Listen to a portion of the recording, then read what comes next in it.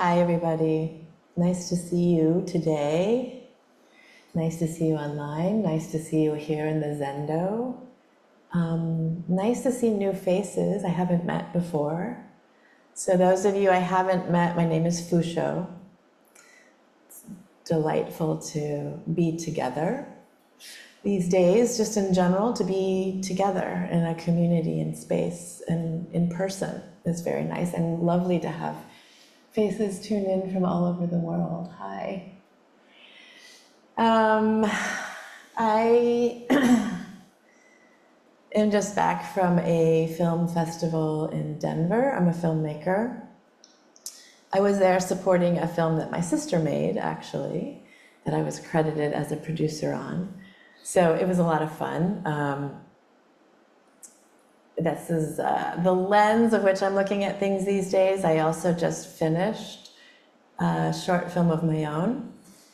And it took a lot of work. We raised all the money for it, and we shot it, and we finished it, and it's actually done. And we just started to submit to film festivals, and we haven't set up any screenings yet. We're working on that.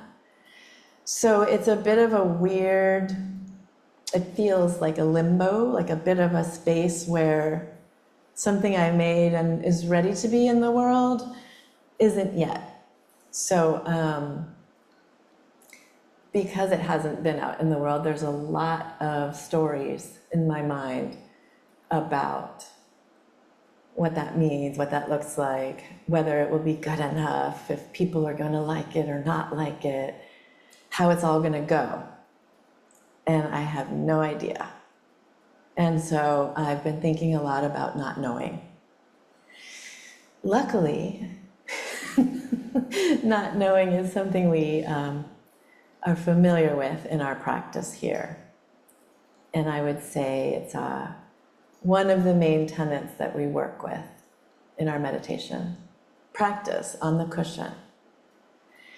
And so I'm going to go back to it because why not? It's something I think that we can easily work with our whole life, this practice of not knowing, and how that allows our lives to reveal themselves and arise and make room for something new or different or reality that we might be missing. You know, so we practice that on the cushion over and over again because it's very easy to forget about that space, right? Not knowing, but we have to function in the world. So how do we do both of those things? How do we do not knowing and function in this world? And I think it's just worthwhile to constantly kind of take a look at that. On the cushion, we know we're following the breath and we're letting things go, or hopefully putting down some stories, or at least recognizing these are our stories, and then saying, and what else? Is there something else? Is this the only story? Is this even true at all? And just examining and exploring. So I will say also this most recent election has made me think about not knowing a little bit as well, right? So if we, depending on how we're feeling, if we're not happy or we're afraid or we're upset, if we're not looking around, we might miss this other thing that's just risen up and responded to this space that was created by not knowing, you know. This candidate started by asking people what they thought and what they wanted and didn't have an agenda, and then listened and listened and listened and then went from there. So I think that starts with not knowing a little bit. Of course, the core tenet of our practice has a very famous koan. And for those of you that are new, the koans that we study, some of us study, are like old stories and sort of comments that are passed down from generations to generations that are pointing us to awakening. So I'm going to share this one that's very well known if you've been around a while, but also good if you haven't. And it goes like this. Dizhang asked Fayan, "Where are you going from here?" And Fayan said, "Around on pilgrimage." And Dizhang said, "What is the purpose of pilgrimage?" Fayan said, "I don't know." And Dizhang said, "Not knowing is nearest." The other way that we say it is not knowing is most intimate. And you'll hear that a lot. And you can read Enkyo Roshi's book about being most intimate. But if we're able to be intimate with ourselves on the cushion, within that space of not knowing, then hopefully we can carry that space out into the world and be of benefit to others. And as an artist, I would say that that space is really important, right? That's where things come up and arise, and we can create something new and express something new. There is an important commentary to this koan. Nankwan said, "The way is not in knowing or in not knowing. Knowing is false consciousness, not knowing is indifference." So it's a little bit of a distinction that's always important to make when we're working with our minds and when we're allowing that space of not knowing to come up. Does that mean that nothing matters and we don't care and we can't make a decision about anything? It doesn't mean that. So it's this balance between what is the story I'm telling myself and what is happening, not to reject that and pretend that that's not coming up, but to allow a little space around that to say, what else? Is there something else here? Is this the only story? Is this true? Is this the only version of what's happening in this world to me right now?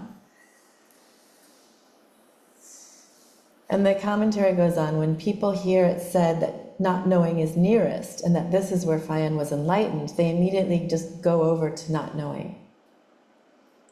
And we say that can become nihilism, or very defeatist, or you become a zombie, or you just don't take any responsibility. They hardly realize that a phrase of the ancients covers everywhere, like the sky, supports everywhere, like the earth. Just affirm totally when affirming, but don't settle down in affirmation. So just don't get stuck. Deny totally when denying, but don't settle down in denial. We can even cling to not knowing, right? We can cling to pushing things away or just cutting them off without examining them, or without looking into our own hearts and saying, how do I really feel? And where's that coming from? And what is that? In the book of Equanimity, Gary Shishinwick says about this koan, but how to practice it. Not knowing is most intimate, yet we've developed all kinds of patterns and habits that prevent us from being intimate with ourselves and with others. So we don't just tell ourselves stories about ourselves, we tell ourselves stories about each other and other people. It's so hard to see them because they're in our blind spots. We just do these things without even thinking or reflecting on them. There's so much our habitual way of behaving that we don't even recognize them. And we can twist certain patterns of behavior without seeing them because we're too comfortable with them. But in order to be free of them, we have to begin to see them, to look at them, and to cultivate awareness that transcends thoughts and knowledge. Meaning what's before that, or what's next to it, what's along with that. Can we even breathe enough? Can we let go of that tension just enough for a minute to have a broader perspective? To expand the context of your life, you must experience your own discomfort and misery, he says. Just notice how protective you are of it. and whatever it is that you think you are. So some consider this koan to be the essence of Zen, distilled in its purest spirit.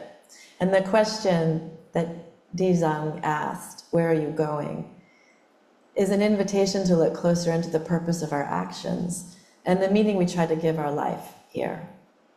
So it's one that's really worthwhile asking ourselves and always to return to, I think. You know, especially here in New York, it's a town full of strivers, still, always has been. And I think we have a lot of reasons that we're here and what we're doing, about what we're doing, and what our expectations are for ourselves and for others. And they can really get in the way, if we're not careful, of appreciating our life as it's happening and of recognizing what's really happening. What else is arising? Whether we're aware of it or not, the universe is arising, and we have to remind ourselves we don't want to miss it. So Dizang points to the intimacy that arises when we let go of our fixation with knowing, when we let go of preconceived notions and ideas of how something's supposed to go, and then when we open ourselves to the direct experience of reality. If I'm clinging to what my successful storytelling job is supposed to look like as a filmmaker, or what success looks like, what am I missing in my day-to-day life? Can I have an idea of what my intention is? And then can I also wake up to what's really right here in this moment? Easier said than done. Old Master Shizao said, in walking, in sitting, just hold to the moment before thought arises. And this is the practice on our cushion. Look into it, and you'll see not seeing. And then put that to the side. Don't get caught clinging on to that. This not knowing can become a gateway to the boundless, where the mind finds rest in the vastness of the present moment. So I think a way of looking at this, as opposed to sort of, this is bad, this is good, oh, I shouldn't have this thought, oh, I'm not this, I'm not that, is to acknowledge that, whatever that is, not to push it away, and then to say, what else? Or, as Suzuki Roshi said, well, this view that I have about myself and the world, maybe so, but maybe not. And he said he wrote a book after Zen Mind, Beginner's Mind, which I have talked about a lot because I don't really like it, but it's been a while. It's called Not Always So. And for him, that was the essence of Zen. It's not always so. Wouldn't that be a nice way to just live in the world? Maybe so, maybe not. Another way of looking at that, I think, is sort of this idea of, that we find in, some of you might be familiar with it. My undergrad was in theater, and there's an idea in improvisation called yes and you hear that sometimes in different communities or therapy. The idea of yes and. So when you're improvising and somebody sets something up for you, and you're responding to them as an improviser, you start with yes and. So you acknowledge what has been set up or what's in front of you. And what else? Which I found a nice way, right? So I'm not trying to say everything's great by saying yes and. It's more like, oh, this is how I feel. This is what's happening. And let's keep looking. What else could there be there? Uchiyama Roshi says, when we let go of all our notions about things, everything becomes really true. I would say that for me, film festivals really bring up the ego. They're all about ego in a lot of ways, because certain filmmakers are being celebrated, and so they're being held up as if they have some secret sauce. And then as a fellow filmmaker, it's really hard not to start comparing, right? That's what our human minds do. It's pretty tricky, but I was happy to be there, and I got to see a lot of great films, and there were some filmmakers that were really inspiring. You know, as a director, you do need to have an idea, and you do need to know where you're trying to get to. And you have to be clear on that. And at the same time, there has to be room to experiment, to improvise, you know, to see what happens. So it's very much this balance of, okay, this is the road I think we're on, and I know we want to get to here, but I'm open to however you want to get us there. And maybe what you're going to offer as part of this collaborative team is something that makes it even better, this story I'm telling. So let's find out, right? So if you're holding on so tight, then you might get the story you want to tell, but I mean, it might not be fun for anybody else involved. If you're like, this is the story I want to tell, what do you think? It's a much more creative space and process, I've found, that usually results something even more exciting. I saw a film called Mad Bills to Pay.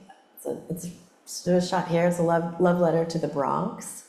And it's about, I would say it's about the cycle of teen pregnancy in low-income families. It's about a family, it's fiction. It's about a family, I think I believe Puerto Rican. But there was no script. They just improvised. They knew the setup, and then they cast people that recognized this story from the community and around. And they were like, well, here's what happens in the scene, ready, go. And the main actor that he was cast 2 days before, they said there's no story, but this is the idea, there's no script. The other main actress had never acted before, but they know this communal story, they recognize it, so they just did it. Over 17 days, they didn't take a lot of extra takes, sometimes they had to go back. It's a beautiful, beautiful story, and it's like this thing that you can recognize, that they all recognized and created. There was another one called A Life Illuminated. It's a documentary about this biologist. She's a marine biologist. She was the first woman to do this really deep dive. And she spent her life diving to the deepest, deepest depths under the ocean, places that no one had ever been before. So they kind of kept creating these capsule things that could withstand the pressure and go that deep. And she's one of the first people that discovered certain bioluminescence in this deep down oceans where no one has ever been. And she became fascinated with it. And she spent her whole life kind of trying to document these creatures that no one's ever seen. And she says, you know, we've only been down to maybe a fraction of these deep, deep depths that make up the earth and the ocean. And we have no idea what's down there actually at this point. And we're kind of already ruining it before we even know. She created this kind of mobile jellyfish that glowed. It's not a real jellyfish. And it attracted this giant squid that no one had ever seen before. It was 4 stories tall, living in the depths of the ocean in the dark. And so, anyway, it was a fascinating thing. So she would just go down and say, we don't know what we're going to see. She had the structure. She knew all of her research, what had happened, where it had gotten her to, but it was always experimenting to see what they could see and what they could capture and learn. I met another experimental filmmaker, same thing. Her name is Peggy Awash. She's been around a long time. Her whole thing is kind of, I don't know what's going to happen. Let's see where we are. And she takes new technology and all different types of cameras to see what she can find out and record and investigate and report back about the state of our humanity. So I started just to think a lot about that space that is available to us all the time. How can we be awake and alive and function within this? And I think it's an opportunity that our practice is always offering us and is always giving us. This yes and is also complemented by no but. You can say no, but that also works, right? How about that? Instead of just no, or okay, yeah, whatever. How about a little more and or but, and a little more investigating around that. I want to end with the lyrics from a new David Byrne song from Talking Heads. David Byrne's on tour right now. If you can see him, I highly recommend it.